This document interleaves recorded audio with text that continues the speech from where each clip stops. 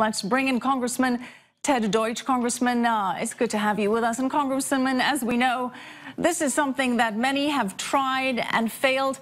How optimistic are you with, of course, a lot of time and several more meetings? There could actually be a breakthrough with this administration.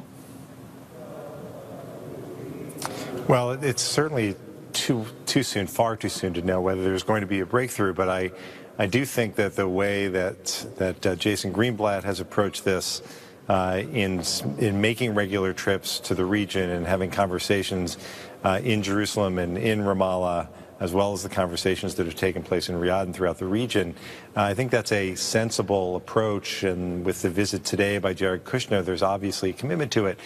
Time will tell, but from my perspective, there are some immediate things that have to happen. Secretary Tillerson, in front of our committee last week, admitted that the Palestinians have not changed their views on making payments to prisoners and to the families of suicide bombers. That's an important step that has to be taken to show that the Palestinians are committed to ending incitement, and stopping those payments is something that's going to happen. And if it doesn't happen as a result of the conversations that are taking place this week, I think it's clear that Congress is going to take action here. And Congressman, you are referring to the Taylor Force Act here. How much pressure should the U.S. be putting on the Palestinians to end the funding and financial reward of terrorism? Should they be threatening to cut off all aid entirely? Well, certainly there should be pressure, but it's really in the self-interest of the Palestinians, frankly. If there are going to be serious talks that will lead to a two-state solution, those talks can't really move forward in a very serious way if the policy of the Palestinians is to make these payments to incite violence and to incentivize potential terrorists.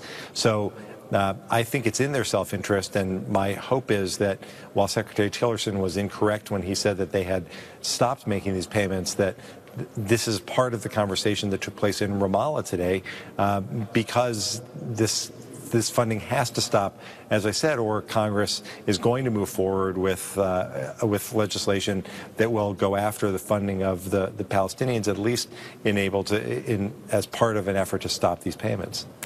Congressman, you say that this is in the best interest of the Palestinians, but in terms of a leadership best interest, many say that this would be political suicide for Palestinian Authority Mahmoud Abbas, that if he does that, he will lose all support, and that this would usher in more support for Hamas. What do you think about that? Can he make this move? Right. Well, again, it depends the context in which this happens. I mean, I certainly can't advise Mahmoud Abbas how he's going to explain this to his own people.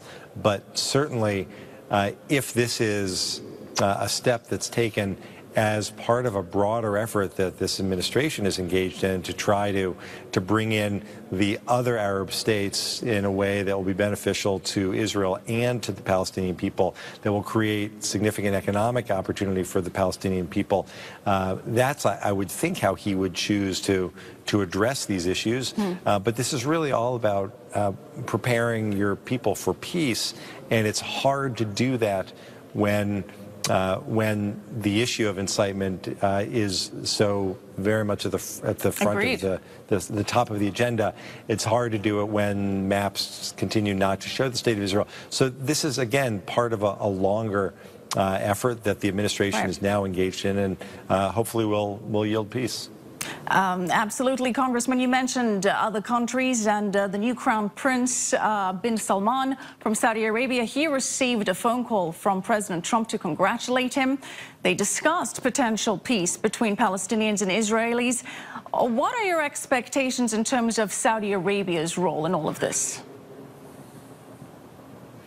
Well, with the transition that King Salman announced and the the role that the new Crown Prince is going to play in changing Saudi society, the efforts and the reforms that have already been started, there's a role for Saudi Arabia, a very serious role for Saudi Arabia to play here, for all of the states to play in going after terrorism, in working to stop funding of extremism and of terrorist groups, in helping to crack down on Hamas.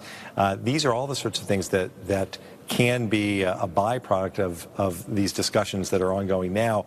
And the Saudis play a critical role, particularly as it relates to the funding of terrorism and pressing others in the region to stop that funding, even as they work and work with us to do that as well. Congressman Ted Deutch, always a pleasure having you. Thank you so much.